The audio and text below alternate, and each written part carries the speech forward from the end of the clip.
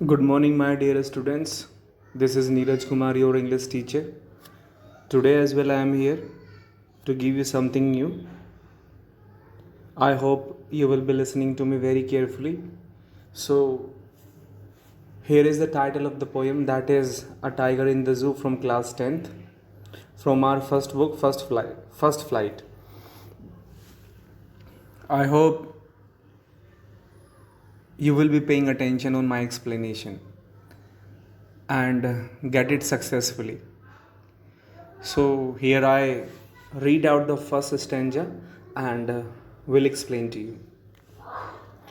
He stalks in his vivid stripes the few steps of his cage, on pads of velvet quiet in his quiet rage.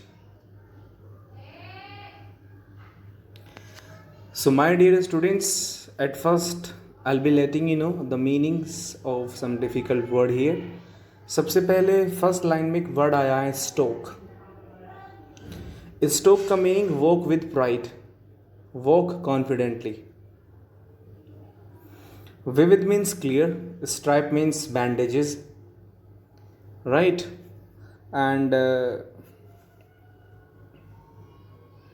In the third line, pads of velvet means a kind of mattress, एक जो गद्देदार जो चीज़ होती है. Quiet means शांत, and rage means someone like who is very much annoyed, who is very much angry. तो यहाँ पर इसको थोड़ा सा नीचे देखिए, थोड़ा सा लाइक डिटेल्ड एक्सप्लेन किया गया है हर लाइन का मतलब. तो देखिए, he stalks in his vivid stripes. Just beside the line there is a picture. उसको समझने की कोशिश करते हैं. Like a tiger has been shown in the picture. एक टाइगर को एक पिक्चर में दिखाया गया है, वो स्टोक कर रहा है. That means like walk confidently, और I must say walk with pride. अब आप उसको मतलब like just look at the surface of the body, right. There are clear bandages. आप देख सकते हैं, ध्यान से देखिए. ये देखिए ब्लैक कलर की जो बैंडेजेस हैं, कुछ वाइट भी हैं. And that seem very clearly,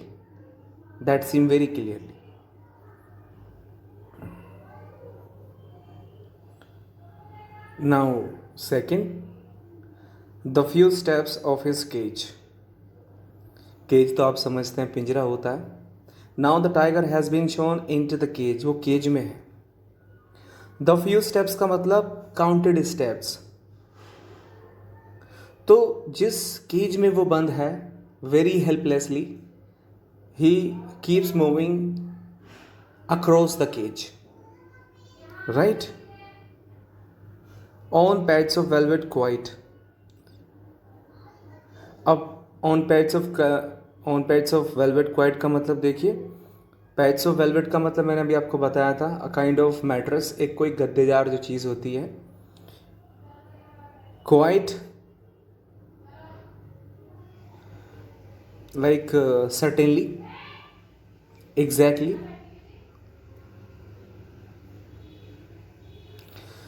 तो अब यहाँ पर पैड्स ऑफ वेलवेट क्वाइट का मीनिंग क्या है. देखिए यहाँ पर ये जो like just I must say the sole, जो पैर के नीचे का जो हिस्सा, आई मीन लाइक जो जिसे आप तलवा बोलते हैं, राइट. तो उसका जो तलवा है वो गद्देदार है, right. You can say sole, right.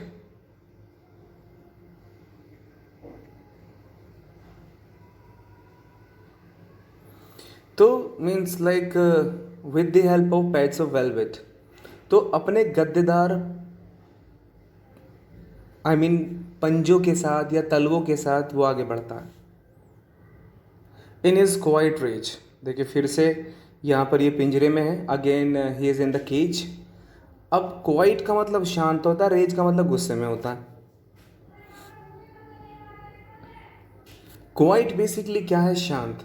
इसका मतलब देखिए, externally he looks quite,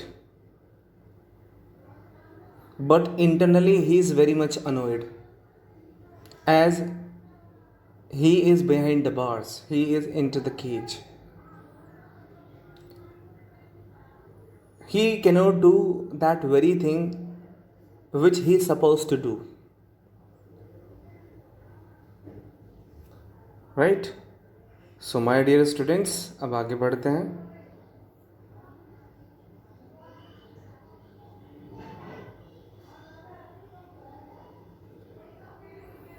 Now the second stanza. He should be lurking in shadow, sliding through long grass, near the water hole where plump deer pass. So now this is the second stanza, and it is a kind of suggestion from poet's side that where exactly he must be, a tiger must be.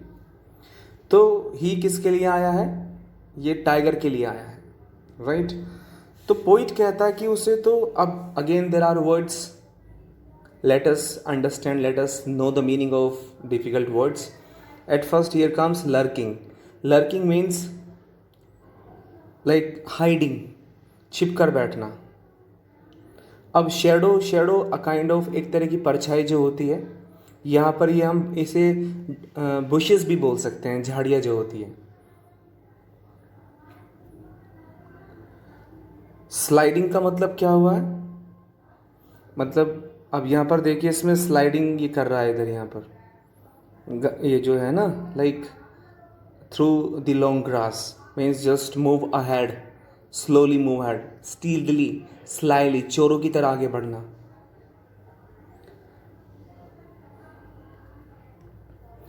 Near the water hole. अब near the water hole देखे यहाँ पर ये रहा कि इसको कहाँ होना चाहिए, near the water hole. There is actually a water hole in the forest, or I can say in the jungle, where the rest of the creatures, rest of the animals arrive there for quenching their thirst. तो बाकी के जो और जानवर होते हैं वो अपनी प्यास वहाँ पर बुझाने के लिए आते हैं. Where plump deer pass. अब यहाँ पर देखिए, ये वाटर होल वो जगह है जहाँ पर plump deer, plump means fat,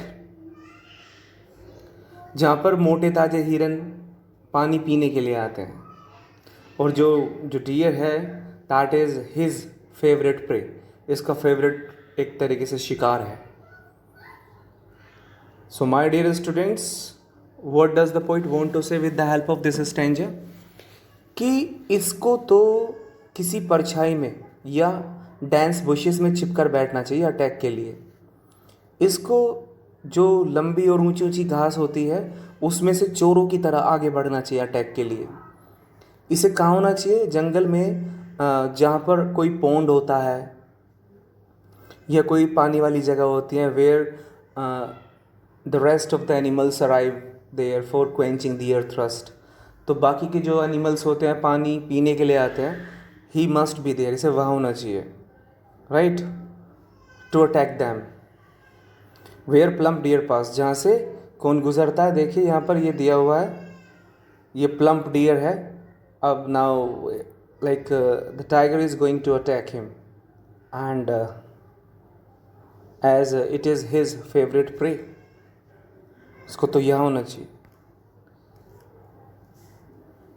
Now here comes third stanza. He should be snarling around houses at the jungle's edge, bearing his white fangs, his claw, terrorizing the village.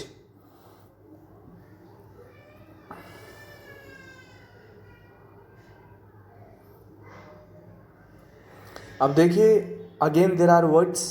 Let us know the meaning of these difficult words. स्नैरलिंग का मतलब होता है gruelling, गुर्राना.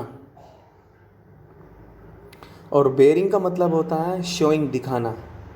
And fangs means teeth, close means nails, right. Terrorising means fearing somebody, making people afraid.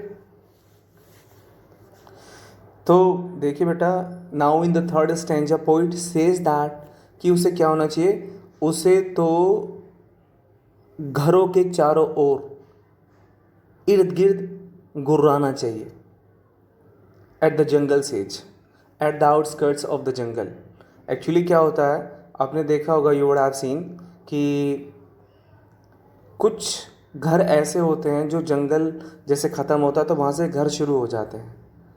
तो poet कहता है he actually must be at the edge of the jungle and must be growling around the houses just to make them fear, get them fear. Bearing his क्या, और वहाँ पर means by standing there he must show his teeth, his nails, and by showing these things, like he must terrorize the village. The village means people who live in the village.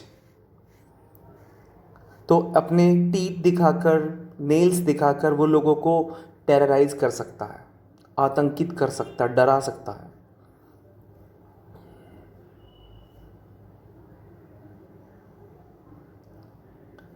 But he is locked in a concrete cell, his strength behind bars, stalking the length of his cage, ignoring visitors.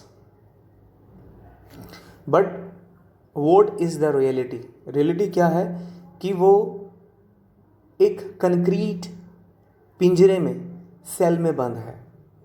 उसकी जितनी भी ताकतें हैं वो सलाखों के पीछे है. बस वो क्या कर सकता है, means like with limited steps he can move in the cage, he can not come out from there. He is very much helpless. But what does he do there?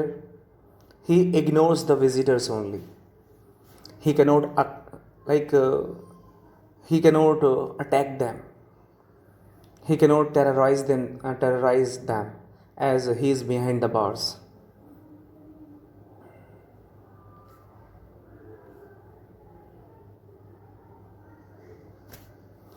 He hears the last voice.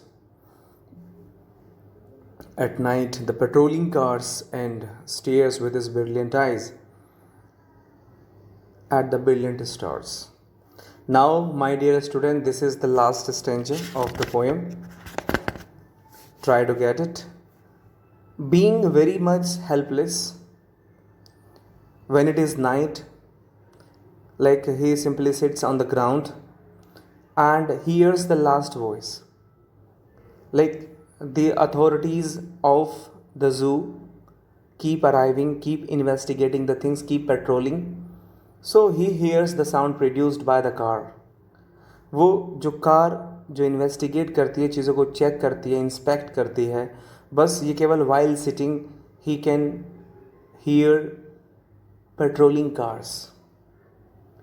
And means by sitting with his expected eyes he can see shining stars. Right? Brilliant stars means they are free. There is no restriction for them. They are shining freely. Now the tiger in the end, he is jealous. He is somehow jealous of the shining stars. As he is not free, he is locked into the cage. So by seeing them, he is jealous of them, and he also wishes to come out like